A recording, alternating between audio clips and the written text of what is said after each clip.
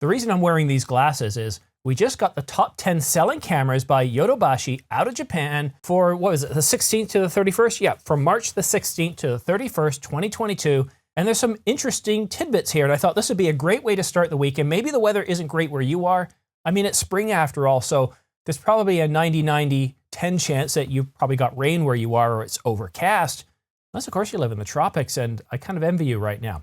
So let's take a look at the list from Yodobashi. In top spot, we have the Olympus, or the OM Systems Olympus OM1. It is in the top selling spot. This is in Japan.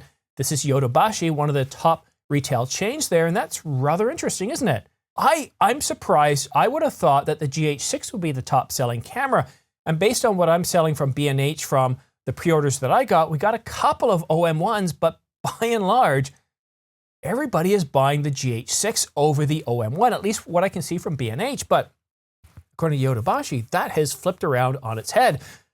As far as the rest of the list, we can see the usual suspects here. No surprise that the Sony A7 IV is in second place. We've got the Canon EOS R6 in third place.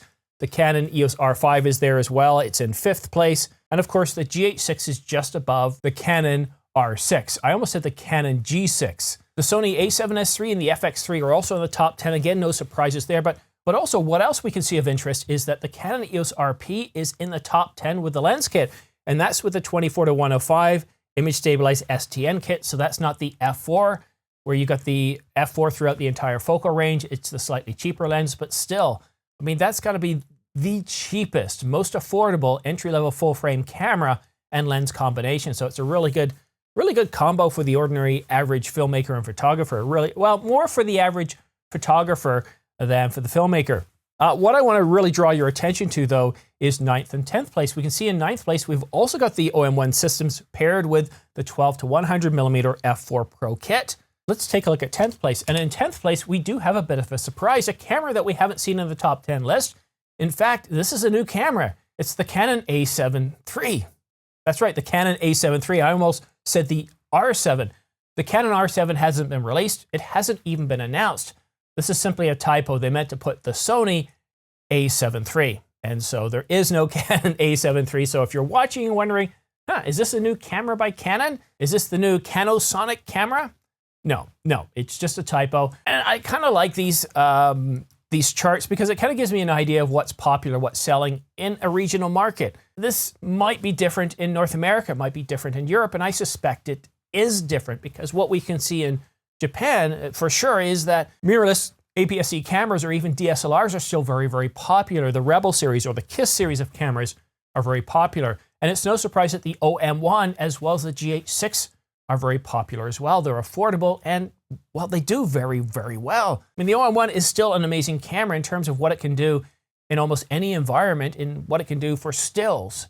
It's a truly, truly amazing camera. And then I look at the GH6, which is a very different camera to the OM1. The OM1 is really focused on stills capabilities, whereas the GH6 is focused on video. And again, it does very, very well. But we do have a nice range of cameras in this lineup. We've got the Canon EOS RP, we've got the R6, the R5, we've got the A7S III, the FX3, but there are some notable mentions. What do we see here in terms of Panasonic in their full frame, the S series? We don't see the S5, the S1, the S1R, the S1H, no Pentax.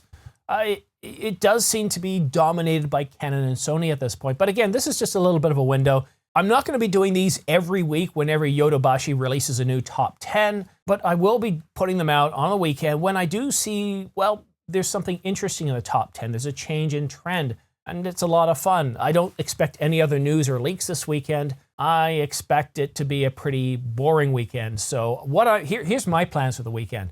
And I challenge you to do the same thing. Take your camera, go outside. I don't care if it's raining. I don't care if it's overcast. I don't care if the lighting isn't very good. Decide what you want to do, where you want to go, what kind of lens you want to put on the camera. And here's what I'm thinking. I'm going to take the R5 out with me.